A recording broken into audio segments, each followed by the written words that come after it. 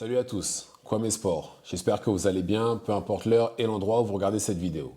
Avant de commencer, cliquez sur like, abonnez-vous et activez la cloche de façon à être tenu au courant quand je posterai de nouvelles vidéos. Bon, comme vous le savez tous, Shakur Stevenson a gagné son combat contre Artem par décision unanime hier soir. C'était pas le combat le plus excitant de la Terre. Je pensais qu'on aurait un KO parce que clairement, avant le combat, Stevenson était là. Oui, vous allez voir, ça va être un combat, je vais clairement fermer des bouches, ceci, cela. Parce que lors de son précédent combat, il a fait que de courir et c'était juste horrible à regarder. D'accord. Et là, certes, il avançait, mais voilà, c'était pas le plus excitant non plus. Il blâme son adversaire, mais son adversaire était en face de lui toute la nuit. Toute la nuit, il était en face de lui. Il a pas réussi à le mettre KO, ni même à le blesser, j'ai envie de dire. Ni à lui faire mettre un genou à terre. Et à partir du 10e round, on voyait déjà des gens s'en aller de la salle. À partir du 10e round, parce qu'ils savaient clairement que ça allait à la décision et qu'il n'y aurait pas de KO. Mais bon. Et c'était chez lui, hein, je tiens à préciser. C'était dans sa ville que le combat avait lieu. Enfin bref.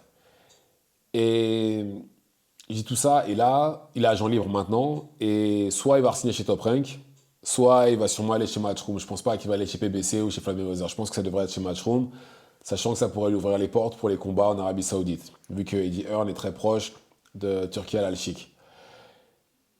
Et très souvent, on me pose la question à savoir qui gagnerait un combat entre Tank Davis et Shakur Stevenson. Alors, initialement, alors voilà comment moi je procède en général quand je donne une prédiction. Je me dis que, et c'est comme ça que je procède pour tous les combats de manière générale, qui est le meilleur technicien? Pour moi, pour moi, dans ma tête, le meilleur technicien est censé gagner. Pourquoi? Parce que je me dis que le meilleur technicien est celui qui a la plus grande palette, il a plus d'armes pour gagner contre le combattant.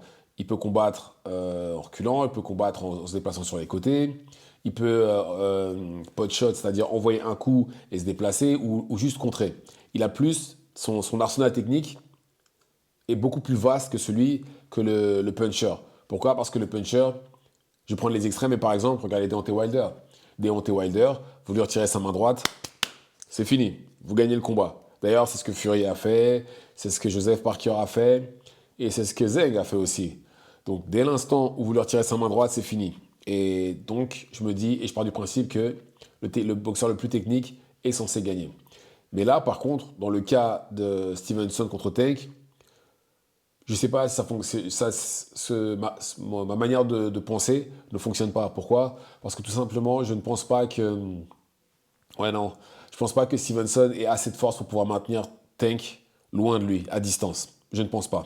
Même si, bien entendu, le combat d'hier soir ne sera pas le même combat que contre Tank. Contre Tank, c'est sûr et certain, il combattra pas de la même façon. Je pense qu'il utilisera plus de déplacements. Maintenant, c'est impossible qu'il évite Tank pendant 12 rounds et qu'il ne se fasse pas toucher. C'est impossible. Oubliez. C'est impossible. Donc pour moi, si là, demain, il devait combattre, je pense que Tank le mettrait KO. Ouais, je pense que Tank le mettrait KO. C'est impossible qu'il l'évite pendant 12 rounds. C'est impossible.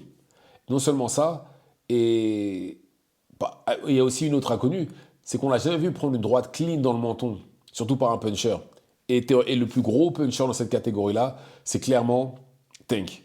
Maintenant, défensivement, oui, Shakur, c'est aussi du lourd, on le voit tout le temps. Hein. Que ce soit à courte distance, à longue distance, il sait gérer. Il est très très bon défensivement. Maintenant, encore une fois, Tank, c'est pas non plus, ce serait son meilleur adversaire, ce serait le plus fort qu'il a affronté. D'un point de vue force et même tout court, ce serait son adversaire le plus fort.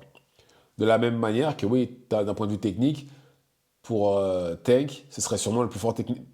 Ouais, peut-être même le plus fort tout court, même. Ouais, peut-être même le plus fort tout court, même, qu'il serait amené à affronter.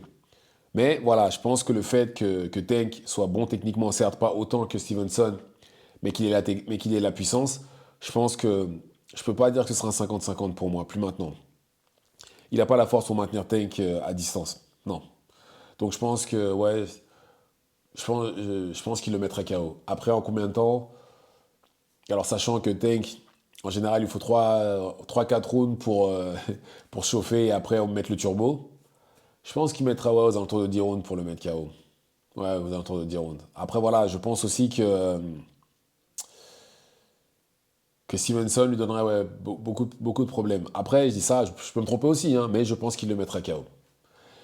Et ça mettrait fin justement à toutes ces discussions comme quoi, oui, ça mettrait fin aux discussions à savoir qui est le plus fort dans cette catégorie-là. Mais bon, pour l'instant, théoriquement, Lomachenko devrait combattre contre Tank et Stevenson, on ne sait pas pour l'instant. Dites-moi ce que vous en pensez dans les commentaires, activez la cloche de façon à être tenu au courant quand je posterai de nouvelles vidéos et c'est tout pour moi.